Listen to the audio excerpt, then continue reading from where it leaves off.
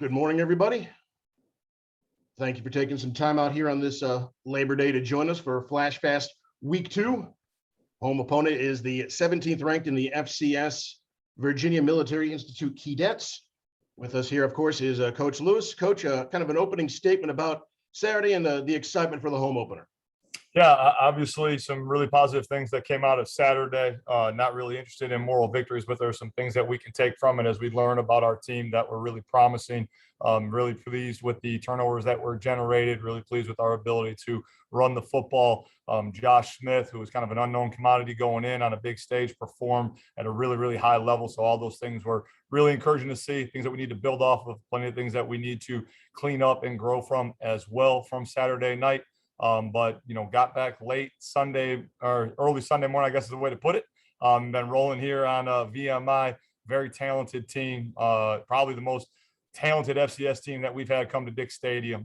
As you alluded to, Dan, they're ranked number 17 in the country, posed quite a bit of issues in all three phases, really, really well coached. Kids play really hard, and they got playmakers all over the field. So got a great test for our home opener at Dick's, and looking forward to seeing all of our Flash Fast faithful and the Kent State community come out and support our team.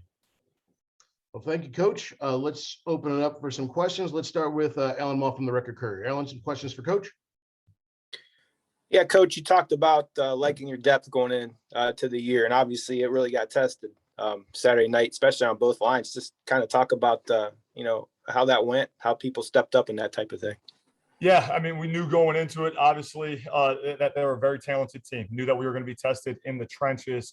Pleased with the way that we responded on both sides. Obviously, the rushing numbers defensively, we know that needs to be better. A couple explosive runs there that we need to limit as we go forward. But really pleased with the starters and all the guys who went in. Some guys flashed, did a good job. Zach Whaley stepped up, game time decision at right tackle, did a nice job. Against a really, really quality opponent. Was really pleased with Aiden Huntington for a young guy getting his first quality reps against a very talented offensive line. He flashed and did some good things. Was really pleased with Matt Harmon. There's times out there where Matt Harmon looked like he belonged on an SEC field and was an SEC caliber player. So again, numerous other guys, but those are guys who kind of jumped to the forefront of my mind that really kind of flashed, and some guys from unexpected spots showing up within the depth that rose to the occasion because they were trained for the moment and they seized it, which was great to see. Obviously Dustin's numbers aren't what we've grown to expect. But sometimes those numbers are deceiving. Obviously, just talk about as his coach, what you saw out there, how you felt he played.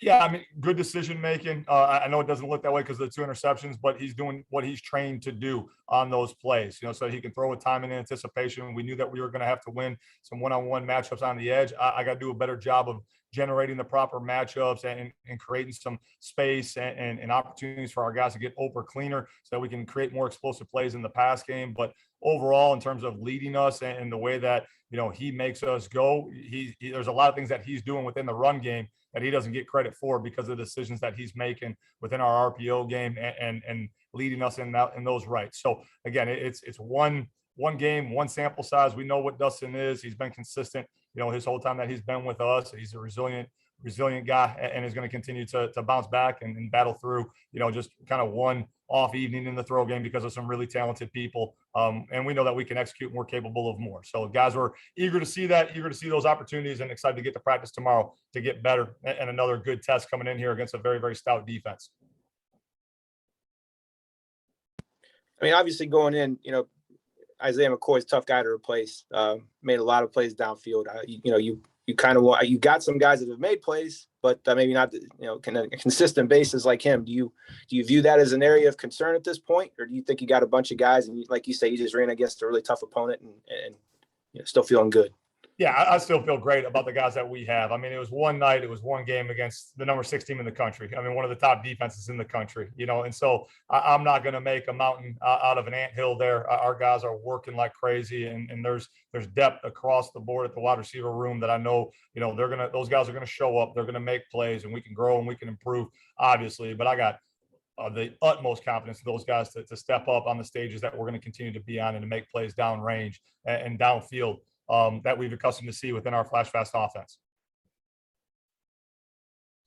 Last one on the A&M game. Just how much do you gain from you're in a 10-3 game in the third quarter with those guys? 13-3, you're still right there. Do you make a lot of that, or do you just like, we didn't get it done. We, got to move on, got to get better. The latter. We got to get it done. We got to get better. There's an opportunity there in the middle 8 that we kind of talked briefly about, but you go back and you look at it, and defense generates a turnover with 5 minutes to go in the second half, and we end up getting 1 first down, and we end up punting, right? And then there's a minute situation there where our defense is doing a good job, and again generates another turnover, gives the offense the ball back with 1:09 to go, and it's a 3-10 ball game, and again we don't execute.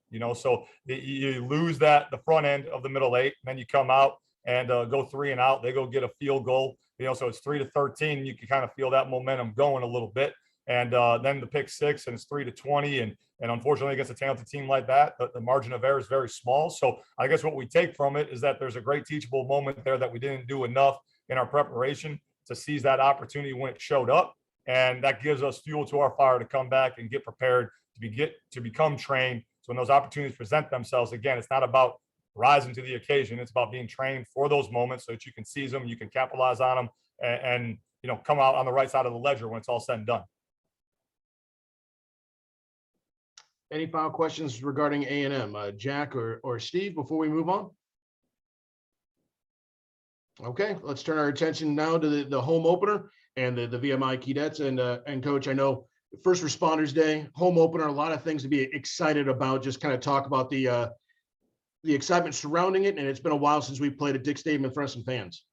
Yeah, I mean, obviously all the things that are going on, but the thing that comes to mind for me first and foremost is that we get fans back in the stands at Dick Stadium, which hasn't happened since 2019 when we beat Ball State at home. So being able to open up the stadium, open up Dick's, and all the culmination of events, with obviously it being the 20th anniversary of 9/11, we're going to do some things to honor that with our servicemen and women. So great excitement, great buzz. It's a great time to be a part of the Flash Fast family. It's an excellent time to be a part of what's going on within Kent State athletics. I mean, shoot, we got champions all around us. We got a women's field hockey team that last week knocked off 2 top 25 teams. So there's greatness all around here, and there's great reason to come celebrate and be a part of this elite athletic culture that we have at Kent State, and that we're going to showcase on Saturday morning at Dick Stadium. All right, let's open it up for questions for the home opener. Alan, we'll start with you one more time. Coach, I'm not going to act like I know a lot about these guys you're playing. Can you kind of tell us a little bit about what makes them tick, what's special about them?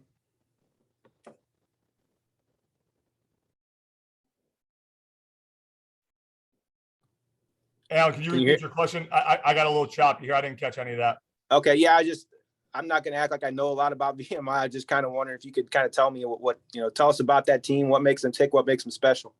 Yeah, I mean, so it's been quite a resurgence of the program. Their head coach going into his 7th season, their offensive coordinator is going into his 2nd season, and there's been a real resurgence within their program, and a program that's obviously on the rise, ranked top 20 at the FCS level. Very multiple offensively, very aggressive defensively. They like to attack the way that we like to attack defensively. So there's explosive plays all over the tape, and special teams wise, they do a great job with their prep. They understand the opponents that they're going against.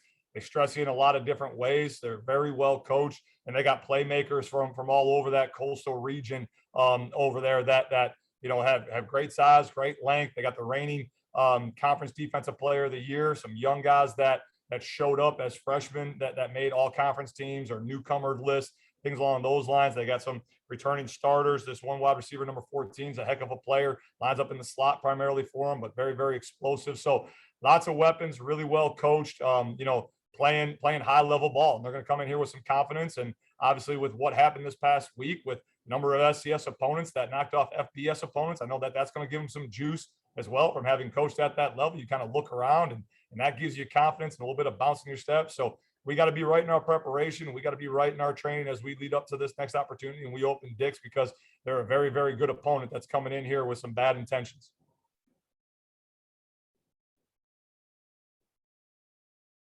Any other questions here for Coach as we approach VMI in the home opener? Yeah, Coach, can you just kind of, where's your kicker situation at this point? Wide open. It was great to see Andrew bang in that first one early on, but obviously didn't close the way that is to our standard. He did a great job in training camp and won the job outright. But again, when the lights come on, you show if you're trained or if you're untrained. And when we go 1 for 3 and all those kicks, the last 2 obviously being from that distance, that range, that's got to be automatic. So we're gonna have a great competition there, the way it is across the board, that the guys who prepare the best are going to play on Saturday. So that'll be a deal that gets sorted out as we go into this week. Coach, how do you feel that the Syracuse transfers have molded into this offense so far?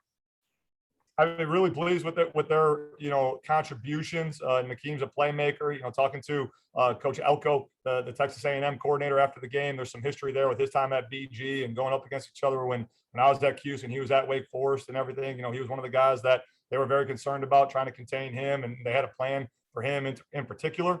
And then, Aaron Hackett, again, they didn't fill the stat sheet, but what he did and the way that he was able to control, the box and SEC defensive ends, high caliber players.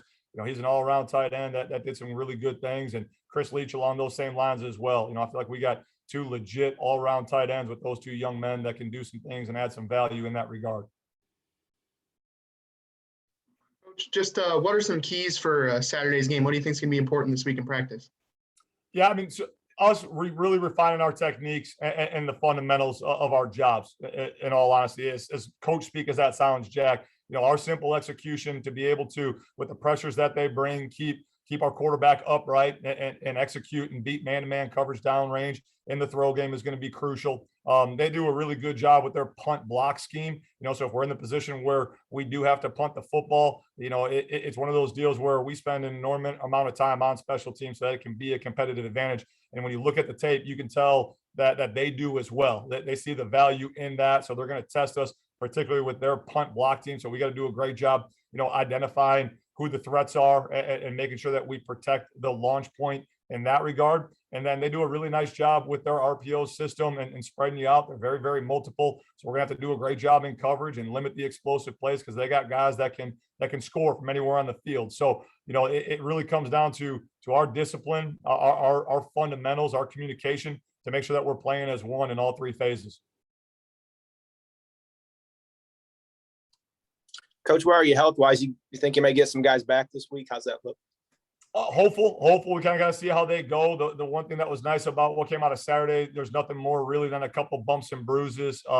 Jay-Sean Polk, who left the game early with an ankle sprain, he's kind of the one right now that I would kind of point to that is maybe in that questionable to doubtful range, I guess, for this Saturday. And we got to see how Antoine Richardson as well kind of comes along in those regards. But nothing major from Saturday. Kind of like we talked about Saturday after the game. A lot of that was just some cramping issues because of the Texas heat and the length of that game and the way it kind of played out. But hoping for some more depth to come up and more of our players to be available. Last call for questions for Coach for VMI or just the season in general.